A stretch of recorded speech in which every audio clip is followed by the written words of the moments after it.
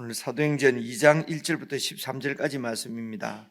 신약 성경 187페이지 사도행전 2장 1절부터 13절까지 저와 여러분이 한 말씀씩 나누어서 교독하겠습니다. 오순절 날이 이미 이르매 그들이 다 같이 한 곳에 모였더니 호련히 하늘로부터 급하고 강한 바람 같은 소리가 있어 그들이 앉은 온 집에 가득하며 마치 불의 혀처럼 갈라지는 것들이 그들에게 보여 각 사람 위에 하나씩 임하여 있더니 그들이 다 성령의 충만함을 받고 성령이 말하게 하심을 따라 다른 언어들로 말하기를 시작하니라. 그때에 경건한 유대인들이 천하 각국으로부터 와서 예루살렘에 머물러 있더니 이 소리가 나매 큰 무리가 모여 각각 자기의 방언으로 제자들이 말하는 것을 듣고 소동하여 다 놀라 신기하게 여겨 이르되 보라, 이 말하는 사람들이 다 갈릴리 사람이 아니냐. 우리가 우리 각 사람이 난곳 방언으로 듣게 되는 것이 어찌 됨이냐. 우리는 바데인과 메데인과 엘람인과 또 메소포타미아, 유대와 갑바도기아, 본도와 아시아, 브루기아와 밤빌리아, 애국과 및 구레네에 가까운 리비아 여러 지방에 사는 사람들과 로마로부터 온 나그네 곧 유대인과 유대교에 들어온 사람들과 그레데인과 아라비아인들이라, 우리가 다 우리의 각 언어로 하나님의 큰 일을 말함을 듣는도다 하고 다 놀라며 당황하여 서로 이르되 이 어찌된 일이냐 하며 함께 읽으십시다. 또 어떤 이들은 조롱하여 이르되 그들이 세술에 취하였다 하더라. 아멘.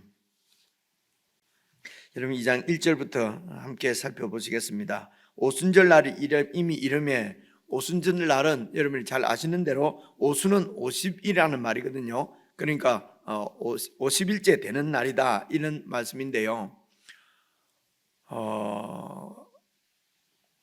이렇게 설명드리는 게 좋겠습니다. 정리를 딱 이렇게 하시면 좋을 것 같은데요. 이제 3대 절기가 이렇게 유대인들에게는 있다고 말씀을 드렸지 않습니까? 이 3대 절기는 이제 구약 성경에 나오는 3대 절기는 우리가 늘 들어서 아시는 대로 구약에 있는 모든 일들은 예수 그리스도 안에서 이루어지는, 그리고 이루어진, 저희들 볼 때는 이루어진 것이죠. 이루어진 그러니까 예언입니다. 예언의 그런 그림자거든요. 그래서 구약에 있는 모든 것은 그리스도 안에서 실체가 되고 이제 완성되고 완전하게 이루어진다는 것입니다. 그래서 구약에 있는 3대 절기도 사실은 예수님을 통해서 이루어질 하나님의 구원의 역사를 이렇게 미리 말씀해 주는 그런 예언적인 그런 그림자 모형이라고 이렇게 신학적으로 이해를 할 수가 있습니다. 그래서 구약의 큰 3대 절기는 여러분 6월절이 있고 6월절부터 50일째 되는 오순절, 그리고 7월에 지키게 되는 장막 초막절, 이렇게 초막절이라고 성경에 번역이 됐으니까 그냥 초막절로 하십시다. 이게 큰 3대 절기라고 그러거든요. 그런데 이 3대 절기가 다 추수하고 이렇게 관련이 다 있습니다. 추수하고 관련이 있는데, 그래서 이제 6월절은 아시는 대로 이렇게 그 구원을 기념하는 것이죠. 유대인들이 이집트의 그런 이런 오랜 종살이를 노예로 있었는데, 그 노예로 있던 이런 그 유대인들을 애굽으로부터 하나님께서 모세를 보내서 구원해 내십니다. 그래서 구원해 내실 때에 아시는 대로 여러분 그 양을 잡고 양의 피를 바르고 이렇게 해서 그러니까 그 당시도 이렇게 이해를 하면 되지요. 그런 강대국이, 큰 제국이 그런 제국을 세워가기 위해서 많은 노예 민족들을 이렇게 잡아서 노예들의 그런 종들을 통해서, 그들의 노동을 통해서 그 위에 세워지는 것이 제국이거든요. 그래서 이런 노예 민족들이 해방이 되는 일은 불가능한 일입니다. 그래서 유대인들도 그들의 힘으로 그 애굽의 제국으로부터 해방이 되고 구원을 받고 그렇게 되는 것은 불가능한 일입니다. 여기에 하나님께서 모세를 보내셔서 완전히 하나님의 그 힘으로, 하나님의 주권적인 그런 권능으로 이스라엘 백성들을 구해내거든요. 그래서 우리의 구원은 전적으로 하나님께 달렸다. 우리 힘으로는 이 구원을 이루어낼 수 없다는 것입니다. 그래서 이런 것을 이제 신학적으로는 우리가 우리 구원을 죄로부터 우리 자신을 구원할 수가 없다는 것입니다. 그리고 이 세상에 어떤 위대한 성인이라도 우리를 구원해낼 수 없는 것입니다. 왜냐하면 모든 사람들은 다 이렇게 죄를 범죄해서 자기 자신도 구원할 수 있는 능력이 없기 때문입니다. 그래서 하나님께서 예수 그리스도를 통해서 전적으로 하나님의 은혜로 우리를 구원하셨다. 이런 신학적인 내용을 진술할 때에 우리 인간들은 전적으로 부패했다. 이런 말은 우리가 내 구원을 이룰 그럴 힘이 나한테는 전혀 없다는 것입니다. 왜냐하면 전적으로 부패했기 때문에 이제 이런 뜻이거든요. 그래서 이런 전적으로 우리가 이렇게 부패해서 하나님의 은혜로만 구원받을 수 있다라고 하는 것을 이제 우리가 구원의 삶을 살아가는데 인간은 전적으로 아무런 인간의 책임은 없고 오직 예수님의 권능으로만 그렇게 이제 우리에게는, 그래서 우리가 범죄하고 죄짓고 하는 것도 잘못하면 우리 책임이 아닌 것처럼 이제 이렇게 이제 얘기가 되어질 수도 있거든요. 그러니 이런 부분에서 이제 또 인간의 책임을 강조하는 그런 신학적인 이론들이 있습니다. 사람이 이렇게 구원을 받았으면은 그 하나님의 그런 구원의 은혜에 책임 있게 이렇게 응해야 된다. 그래 이렇게 책임 있게 응하는 것을 이제 믿음이라고 이렇게 표현을 하고, 이제 이런 이제 방금 드린 이런 말씀은 하나님의 주권을 부정하거나 하는 것이 아니고 인간이 그런 하나님의 은혜에 마땅히 책임 있게 응해야 된다는 얘기거든요.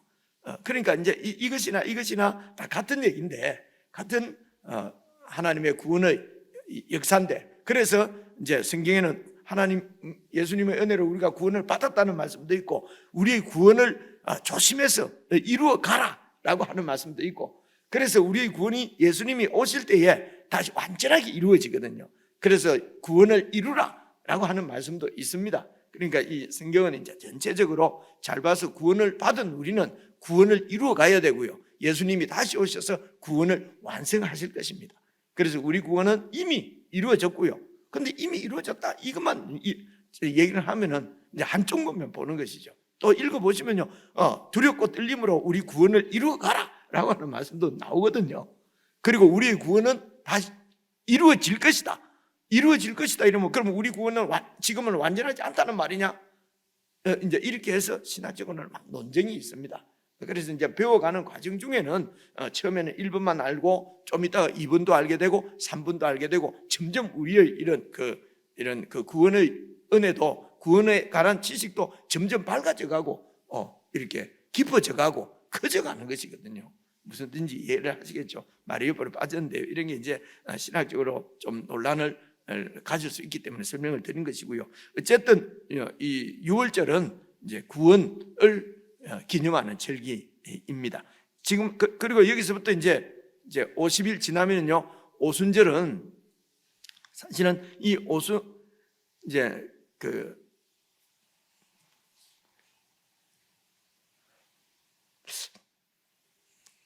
이게 이제 신약 시대 때는 성령님께서 강림하신 것을, 이 땅에 강림하신 것을 이렇게 제가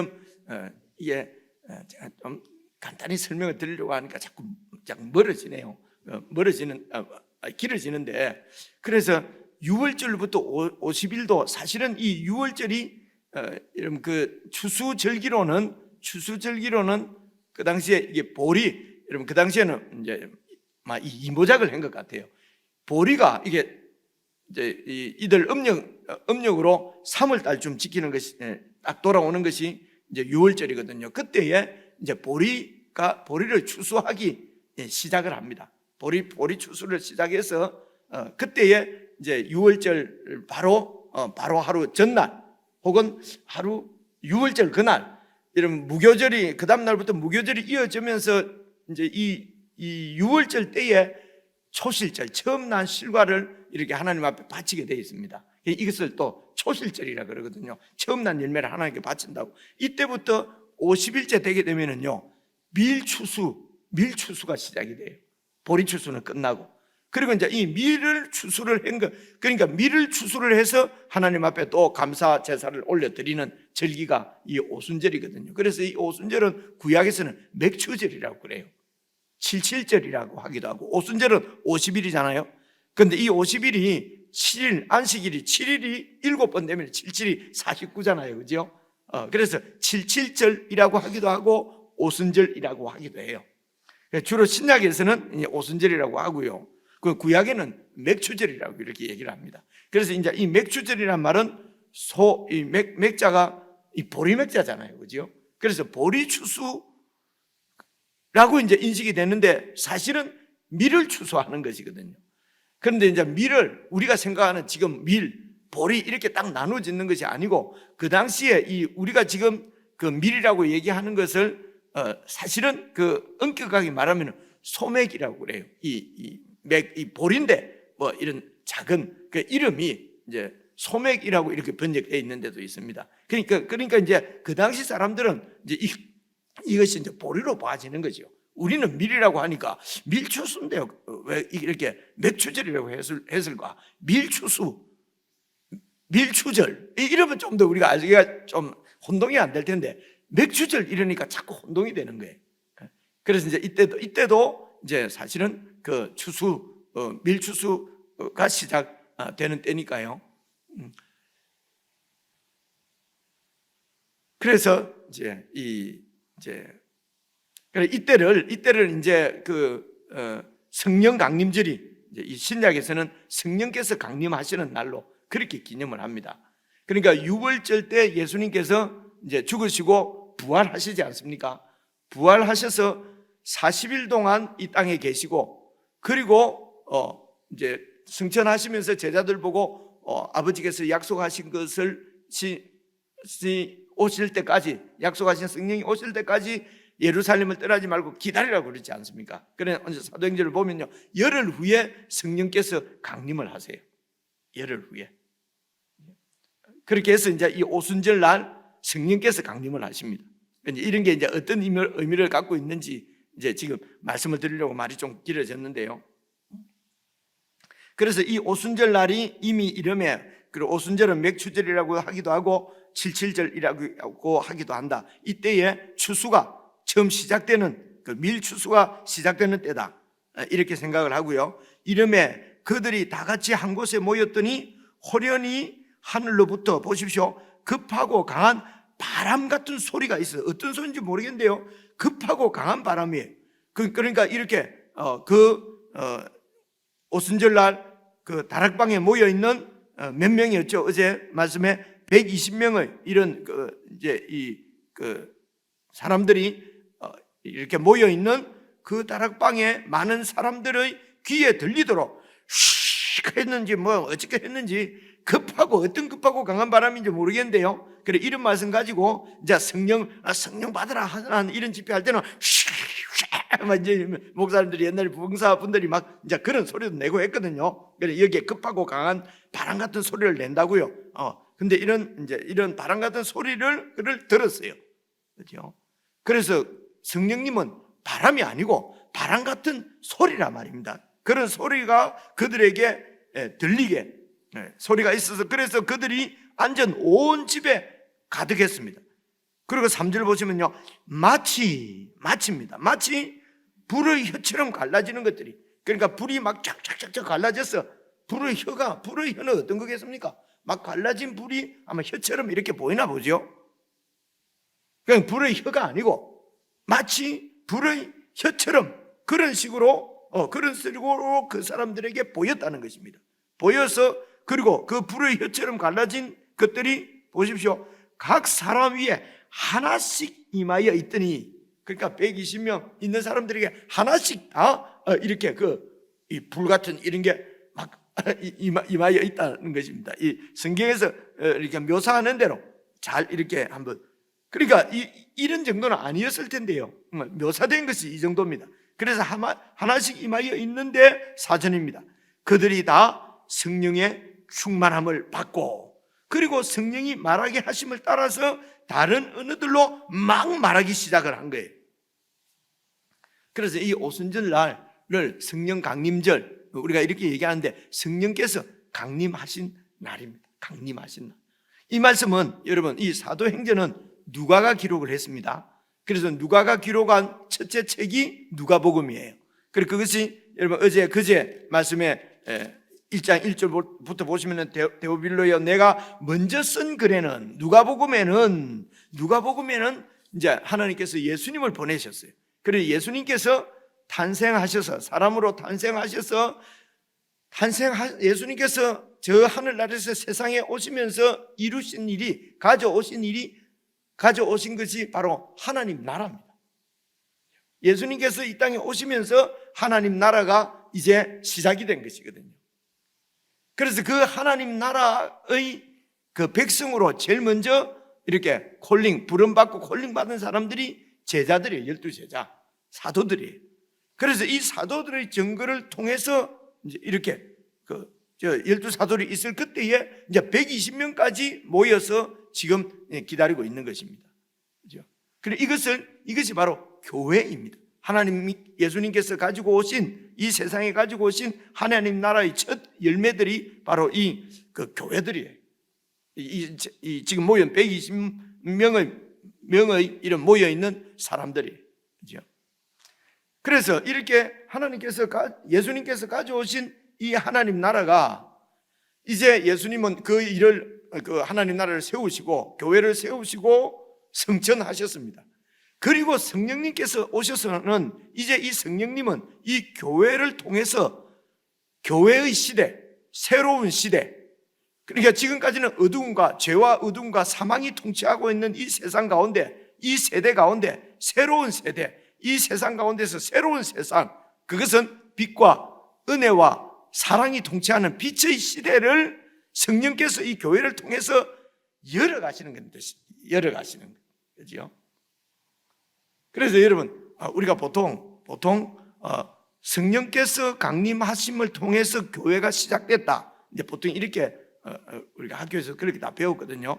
그런데 이제 그냥 성경을 통해서 우리는 이렇게 이해를 하십시다.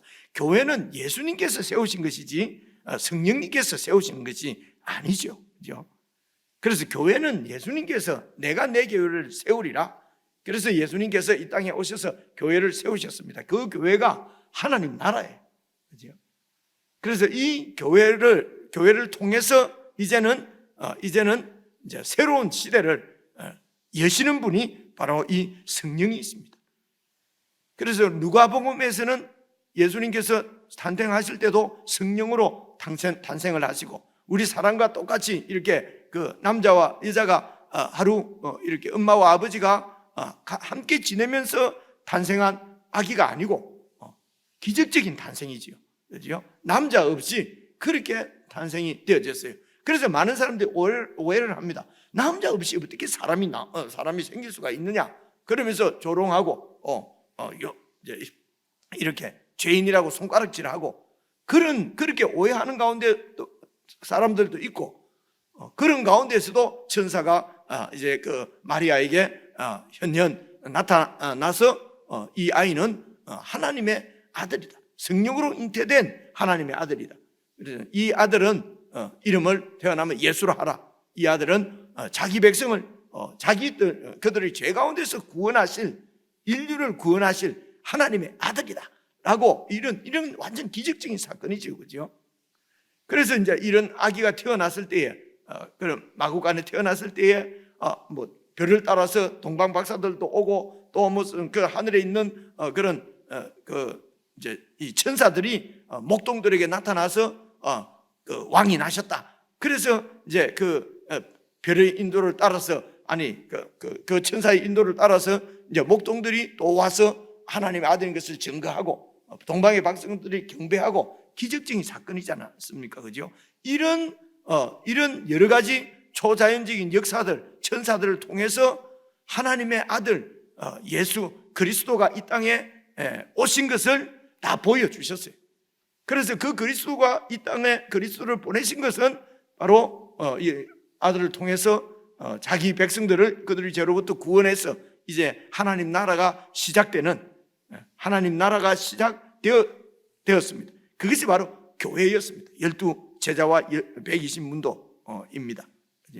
그래, 이런 이제 교회를 통해서 성령님을 보내셔서 이제 그 교회를 통해서 새로운 시대를 여는데, 그 시대가 어떤 시대입니까? 이제는 온 천하 만민 모든 열방과 민족 가운데 바로 이 새로운 시대가 열렸음을, 예수 그리스도의 교회를 통해서 새 시대가 열린 것을 온 열방과 민족 가운데 증거하도록 주도적으로 역사하시는 분이 성령 하나님이십니다. 하나님의 구원 계획이죠.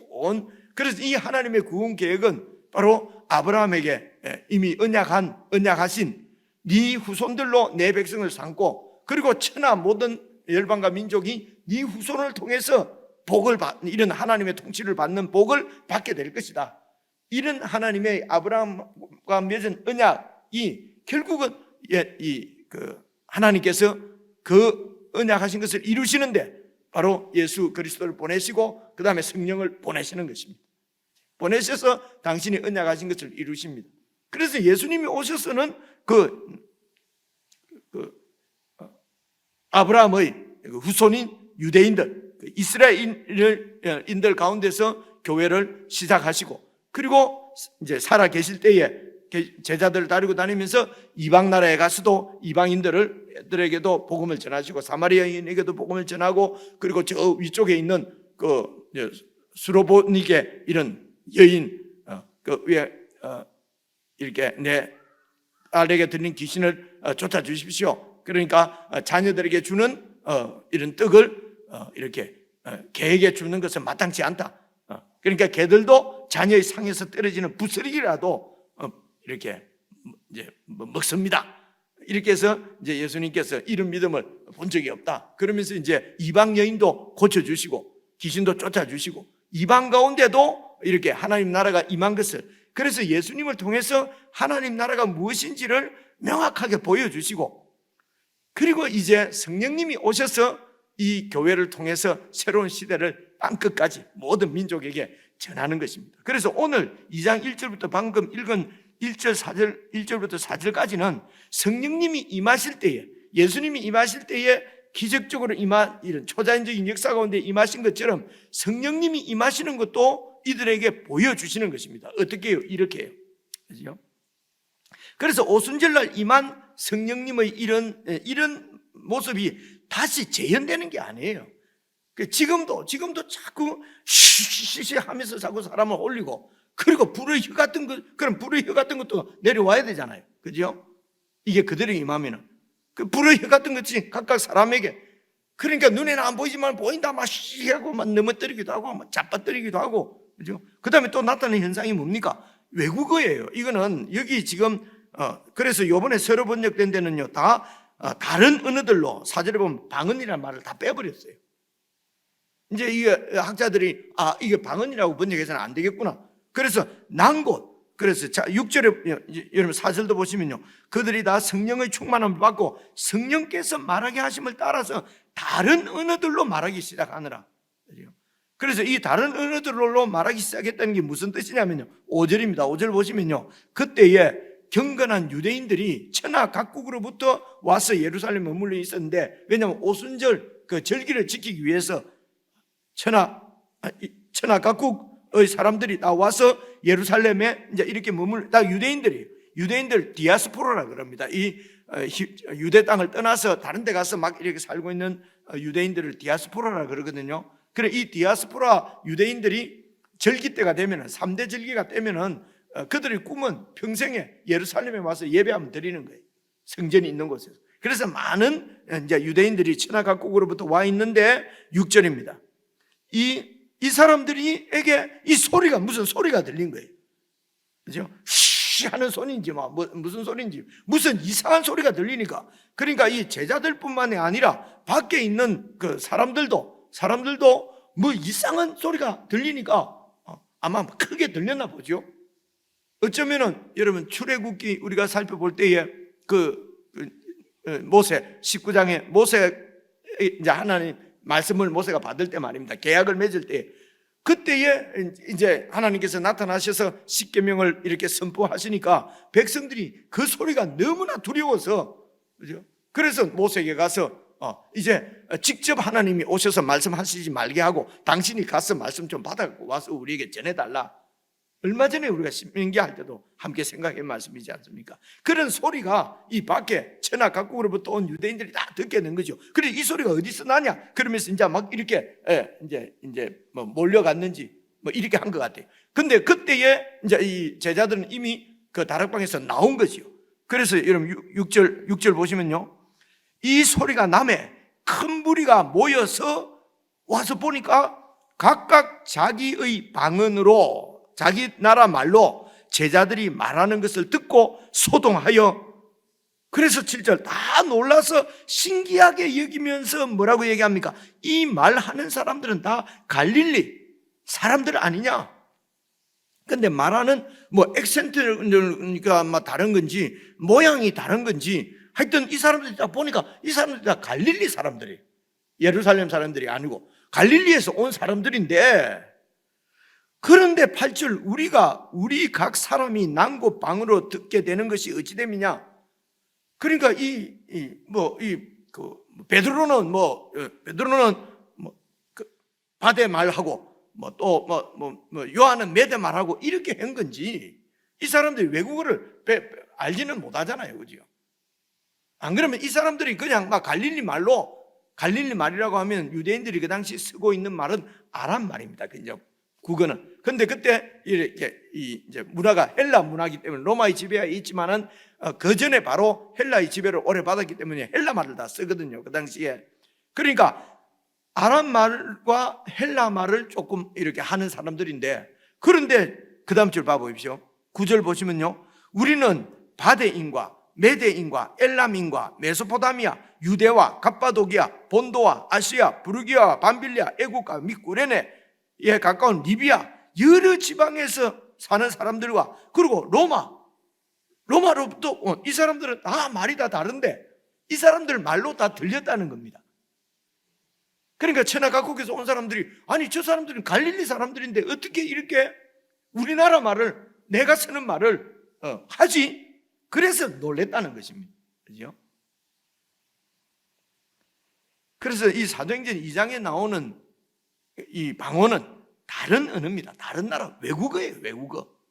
그죠? 고린도전서나 이런 데 나오는 그런 소위 뭐 하늘 언어니 하는 그런 랄랄랄라 하는 그 방언하고는 다른 방언입니다.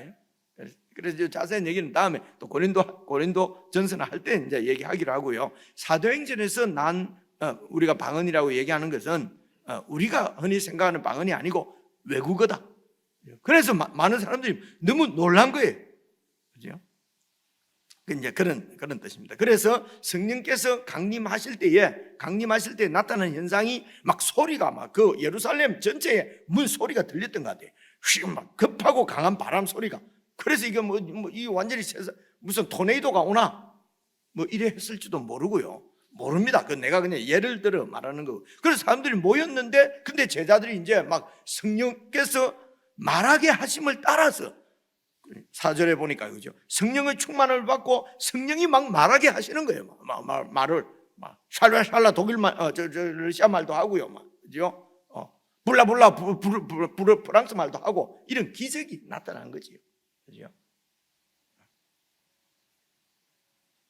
그래서 사람들이 어떻게 이렇게 외국어를 하냐 이렇게 했단 말입니다. 그러면서 11절입니다. 10절 제일 마지막에 유대인과 유대교에 들어온 사람들, 이 말은요, 유대인은 혈통적으로 아브라함의 자손들 유대인이고요, 유대교에 들어온 사람들은 그들 중에 이제 완전히 유대인으로 개종한 이방인들을 얘기하는 겁니다. 그래서 유대교로 개종한 이방인들도 그 절기 때에 예루살렘에 가서 성전에서 예배드리고 싶은 거죠. 그래서 이제 이 절기 때 지금 왔습니다. 그러니까 유대인들도 있고 또 원래 그 이방인인데 유대교를 개종한 사람들도 있고. 11절입니다. 그레데인과 아라비아인들이라 우리가 다 우리의 각 언어, 우리 각 사람들의 언어로 하나님의 큰 일을 말함을 지금 우리가 듣고 있는도다. 그래서 그 메시지, 제자들이 전하는 메시지의 그 주제는 하나님 나라, 하나님의 큰 일이었어요. 하나님께서 행하신 큰 일, 어떤 일인지는 지금 여기 자세하게 말씀이 안 나와 있지 않습니까? 그죠? 그래서 예수 그리스도께서 십자가에 죽으시고 부활하셔서 부활의 증인들이죠. 부활의 증인이 되라고 했으니까요. 그죠? 그래서 예수님의 죽으심과 부활하심, 그리고 약속대로 하나님께서 성령을 보내주시고, 그래서 이 성령을 보내주신 것이 이제 내일 여러분 묵상할 말씀에 요엘서에 있는 그 구약 성경에 하나님이 약속하신 그 약속이 성취된 것이라는 것입니다. 그래서 이런 설명들은, 이런 설교들은 우리는 어렵지만은 유대인들은 다 아는 얘기예요. 유대인들은 에스겔서나 요엘서나 이런 데서 하나님이 주의 영을 부어사, 그래서 영을 부어사 우리 찬송도 부르고 그러지 않습니까? 그죠? 그런 구약에 있는 말씀이 이때 이루어진 것이다 말. 이게 하나님의 큰일이죠. 그죠? 그래서 하나님께서 예수 그리스도를 통해서 하나님의 교회를, 나라를 세우시고 새로운 시대를 이제 시작하시고, 그리고 성령님을 통해서는 앞으로 이 새로운 새로운 시대를 성령을 통해서 열어가실 지금 처음 시작이죠. 그래서 첫 열매입니다. 성령께서 사역하실, 앞으로 이루실 일은 모든 민족과 열방에게, 오늘 모든 민족들이잖아요. 모든 각국에서 온 모든 민족들에게 하나님이 하신 큰 일을 이제는 선포하고 전파하는 것이죠. 성령께서 교회를 통해서 이게 새 시대를 여신다는 것입니다. 이 새 시대를 여시는 것은 바로 이 하나님의 큰 일을 온 세상 가운데 다 증거하는 것이죠. 그래서 그 당시 성도들이 바로 그 하나님의 큰 일의 증인이 되었어요. 그래서 말로도 증언하고 삶으로도 증언하고, 그렇죠? 이렇게 해서 새로운 시대가 이 땅에 임한 것을 온 열방 가운데 증거하시는 하나님의 큰 계획에 의해서 그 성령의 이런 역사를 통해서 하나님이 하신 큰 일을 오늘 이 땅에 살고 있는 그 당시에는 조선 땅에까지도 전해져서 그 복음을, 그 하나님이 하신 큰 일을 오늘 우리도 듣고 믿고 하나님의 나라의 백성이 된 것이죠. 그래서 이것을 우리에게 적용을 하려고 하면은요, 그 당시 또 불 받아서 펄쩍펄쩍 뛰고 이런 것을 사모하는 것이 아니고요, 그 새 시대의 증인으로 더 거룩하게 세상과 구별된 그런 다른 가치관으로 말하고, 말도 어떤 말을 합니까? 성령께서 말하게 하심을 따라서 말하는, 내 이기적인 욕망과 욕심을 채우기 위해서 거짓하고 그냥 내 중심적으로 그렇게 미워하고 싸우고 하는 그런 언어와 삶이 아니라, 이제는 여러분 바벨탑 보십시오. 바벨탑은 그 같은 말을 쓰면서 하나님을 대적하는 바벨탑을 세워서 하나님께서 이렇게 흩어버리지 않습니까? 그래서 소통이 다 끊어져 버리고, 그래서 미워하고 증오하고 서로 빼앗고 서로 먹고 먹히고 하는 이런 세상 가운데서 이제는 하나님의 큰 일 안에서 언어가 다 통하고 서로 소통이 되고 교통이 되고, 그렇게 해서 하나님의 뜻을 이루어드리는 하나님의 교회, 그죠? 그래서 그 교회의 백성들은 성령의 능력을 받는다, 충만함을 받는다. 그러면 성령은 하나님이십니다. 예수님과 같은 똑같은 그런 하나님이십니다. 무슨 힘이나 무슨 영향력이나 무슨 정신이 아니라 하나님이시거든요. 그래서 성령의 인도를 받았어. 성령의 인도대로 성령의 통치를 받았어.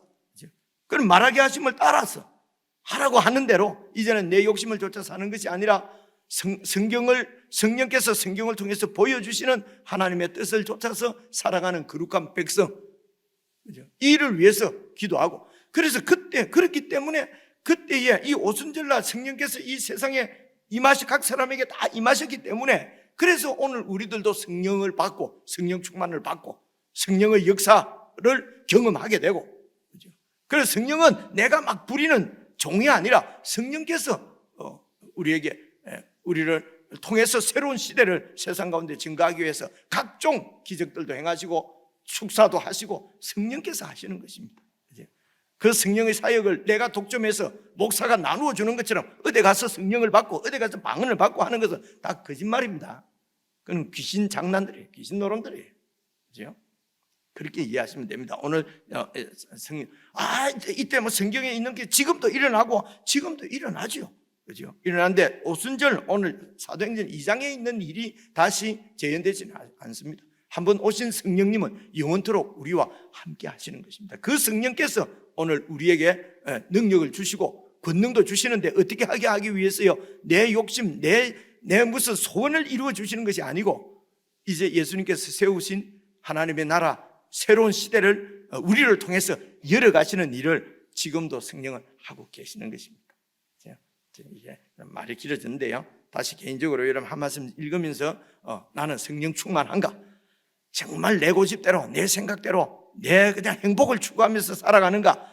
아니면은 성령을 통해서 더 하나님의 뜻을 알고 그 뜻에 헌신을 하고 있는가 하는 부분들을 잘 점검을 해보시면 되겠죠. 내 기도의 제목도 보시고요. 그죠? 내 삶의 궤적도 보시고 앞으로 내 소망도 보시고 내 소원도 보시고 점검하셔서 하나님의 계획이 우리를 통해서 이루어지는 그런 영광을 보면서 그렇게 즐겁게 기쁨으로 살아가는 우리가 되었으면 좋겠습니다.